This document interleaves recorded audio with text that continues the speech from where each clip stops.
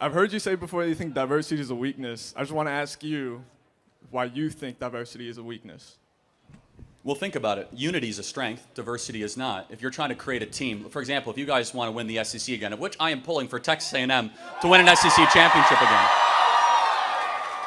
and every single player is getting different call signs, that is definitionally different, and unity is what creates a good football team. We're brought together by what brings us together, not what is different. And so differences are actually not a strength when you're trying to create a team, a country, a military, a football team, a unit, a corporation, or so on and so forth. Okay, well, glad we're not a football team. I'm glad we're a country. So it's a metaphor, right? I get you. So you say different call signs. How is me being diverse from someone in the crowd here, us getting different call signs? Well, I mean, again, it's a metaphor, right? Well, yeah, but you use a metaphor to explain. Right. So, for example, if someone, I'll try to boil it down for you so you can understand. Gotcha. If like Elon Omar comes into America Okay. and doesn't share our values, doesn't speak our language, and hates America, different call signs, not united, diversity becomes a weakness, not a strength. When you import a lot of people that don't share your values, like we have been from Somalia and from the third world, all of a sudden they say diversity is a strength. Is it really? Is diversity a strength in Minneapolis? Is that really a strength? No. You know what is a strength? The unity we find in being an American, not in being Muslim or in being whatever faction or tribe that you come from.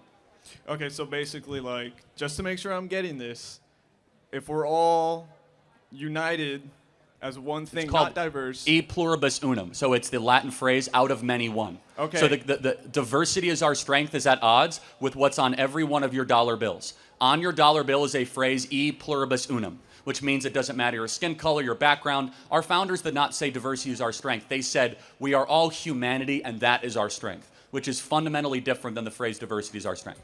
Okay, well, I'm glad you brought up the founding fathers then, because they weren't all the same person. There was so many people that made up Yeah, there America. were many of them, you're right. Okay, yeah, but there were so many people that made up America. There were so many tribes that were here before us, and they're the whole reason why we even won the American Revolution. So in that sense, diversity would be a strength. In World War II, we used the Navajo Hold on, we language. won the revolution because of the French, not because of the Native Americans. And they're not okay? Americans, so that's still diverse. That still goes to Yeah, my well, they point. were European, of which was our ancestry. But okay, what's the point? Fair enough. I'm not. My point is that I believe that your statement that diversity is a weakness is just simply not Okay, true. so let's put it on you. Show me an institution, a company, a sports organization that aims to get more diverse for diversity's sake and becomes more excellent. Show me one example. I'll go even better than that. I'll show you a country that did that. During World War II, we used the Navajo language to counteract German forces. Without their language and the diversity in this country, we wouldn't be able to do any of that. Okay, they were Americans Exactly. and American soldiers. And in fact, we looked at them as equal human beings and we were able to use a different language to our advantage. In fact, what we were fighting for was the promise of E pluribus unum. We were fighting up against Japanese totalitarianism and Nazi totalitarianism. And I will go even step further. At every organization that tries to make diversity a priority, whether it be Harvard that ignored the Students for Fair Admission course, you lower excellence and you elevate diversity, which lowers the flourishing and the capacity for any organization, company, or group of people to be the best versions of themselves. So you're very anti-DEI, I suppose. Oh yes, very much so. I mean, like, for example, do you think the NBA should be half Asian? I don't care. If they're better than any of the players that come if out they're of our better, combine. exactly. Excellence matters more than skin color. We agree. Yes, better. We do agree. Better, not skin color. That's what we are pro-merit, not pro-DEI. That's the point. If you believe that is true, then you would support DEI, because DEI is what defends other people that are foreign.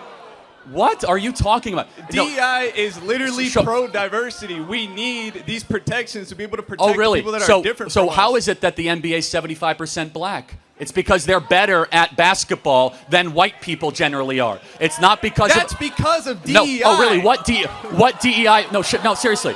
What DEI program or policy does the NBA have? Do they have a stated goal saying we're only going to hire black people? No, the NBA owners say we want the best basketball players, and they end up with a 75% black league. The NFL, it's a cutthroat business. They want the best possible football players. They end up with 50% of the NFL being a black league. We want the best. We want better. We don't care about the color of your skin. We want merit and we want excellence in this country.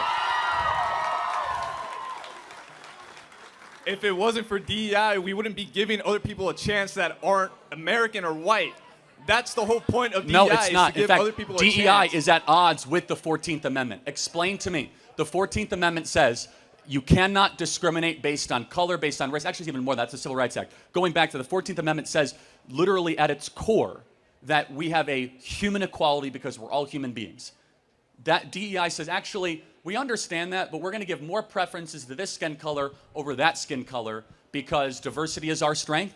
Explain to me how that works. It works because there was so many years of just constant turmoil between people that weren't our skin color. So you need to instill extra protections. Oh, so you need to discriminate against white people now? That's what it is. How am I discriminating against white people? Let me give you an example. At the Harvard admission, so the Students for Fair Admissions, you're familiar with that Supreme Court case? It's the highest profile Supreme Court case that comes around DEI and college admissions. Are you aware of that? Go ahead. You should educate yourself on it. We found out that Asians they got a 300-point deduction on standardized tests versus black students. White people got a 100-point deduction on entrance tests in Harvard University versus black students. This is the Students for Fair Admission Supreme Court case that all of you guys should look up. In fact, in practice, we saw it was much easier to get into Harvard as a black student, regardless if your test scores were lower than a white student, even if your test scores were higher. That is active discrimination against Asian and white people and against everything that we as Americans stand for and that we believe in. That is racism at its core.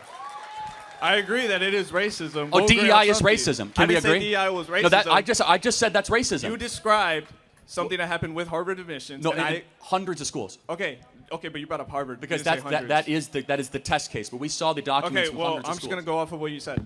You said Harvard. You said it was racism. I said I agreed. When Harvard went to court, did they say that DEI allowed them to do that and they only did that because of DEI? They did it because of affirmative action, which is a outgrowth of DEI. They literally said this was because of our stated affirmative action policies. So affirmative action and DEI are one and the same. They are sister policies of one another. So they said, literally, the Students for Fair Admission course in front of the Supreme Court that was ruled unconstitutional, by the way, is affirmative action constitutional? And found out, no, actually it's not constitutional to preference one racial group over another when another racial group is as qualified, if not more qualified, just because you want college to everyone to look different. I don't care if college looks different. I care about if you have a competency, if you have excellence, and if you have merit. I care if you are qualified, not whether or not you are black, white, Asian, Mexican. I want the best, not the most colorful. Okay, but if you realize, if you get rid of the protections that were protecting those people previously, such as, you're going to allow people that are not merit-based to get in. I'm not trying to get rid of the 14th Amendment. You're trying to get rid of DEI. Well, no, first of all, DEI is not a law. DEI, actually, well, affirmative action was. DEI is the forceful implementation of racial standarding practices and racial quotas. DEI is basically saying we are going to build a college and organization based on hyper-racialization, not on the pursuit of excellence. At the University of California, in order to get a job at the University of California, you had to submit a diversity statement as the first thing that they would look at, and 75% of white applicants were immediately dismissed upon the review of their diversity statement. That is DEI in practice. That is affirmative action in practice. And can't we both agree we want a colorblind society, not a race-obsessed society? Can't we agree to that? If you allow all of society to be colorblind and if you're throwing away all these years of just constant turmoil towards other races, you're going to go towards... Wait, so you don't want colorblind? What do you mean?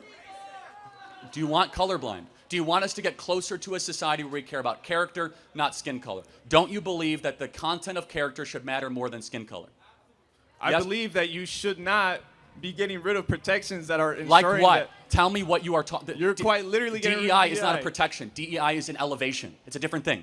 DEI is not a protection against discrimination. DEI is an elevation, which is discrimination. DEI is that I'm going to take this group of people and promote them not based on anything they've earned. DEI stands for didn't earn it, just so you know. And we're going to elevate them to a place in a position of authority or power and circumstance just because they have a different pigmentation. We think that is immoral and wrong, and everything against what we believe in as Americans. Everything. So would you agree that the current federal government, the administration, that they're not DEI hires, of course? You would agree that they're all there because of merit? Well, some of them are there because they're friends of the president, but no one was hired because of their race. You know who is a DEI hire? Tim Walz was a DEI hire. They needed a white guy on their ticket because they were doing bad with white men. Newsflash, we still won white men by nearly 30 points. Didn't work.